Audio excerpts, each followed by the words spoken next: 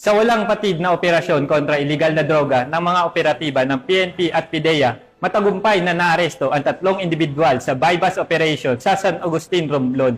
Ibabalita yan ni Patrolwoman Dara Palogme.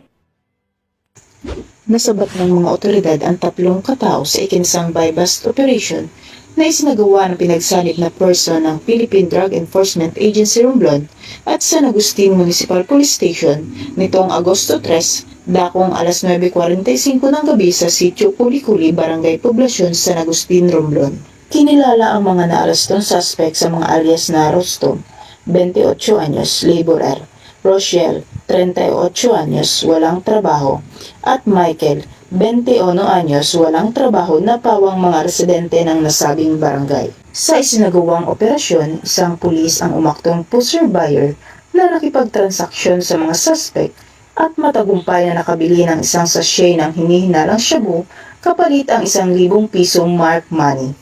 Bukod sa nabiling sachet, nakumpiska rin mula sa kanila ang siyang heat-sealed transparent plastic sachet at isang hindi selyadong sachet na naglalaman ng pinaghihinalaang shabu na may kabuuang timbang na humigit kumulang 6 na gramo.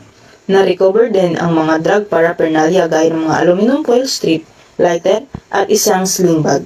Pinaniniwala ang ginamit na drug din ang bahay ng mga suspect base sa dami ng na-recover na ebidensya sa lugar. Ang dokumentasyon ng operasyon gaya ng inventaryo, pagmamarka ng ebidensya at pagkuha ng mga litrato ay isnagawa sa harap ng mga suspect at sinaksihan ng mga opisyal ng barangay poblasyon at kinatawan mula sa media. Ang 3 suspect ay kasalukuyang nasa kustodiya ng San Agustin Municipal Police Station at naaharap sa mga kasong paglabag sa Republic Act 9165 o ang Comprehensive Dangerous Drugs Act of 2002. Patuloy ang paalala ng Philippine Drug Enforcement Agency at ng lokal na pulisya sa publiko na makiisa sa kampanya kontra illegal na droga upang mapanatili ang katahimikan at kaayusan sa mga komunidad. Mula dito sa Calapan City, Oriental, Mindoro, ako ang inyong PNN correspondent, Patrolwoman Dara Palogme, alagad ng batas, tagataguyod ng balitang pulis.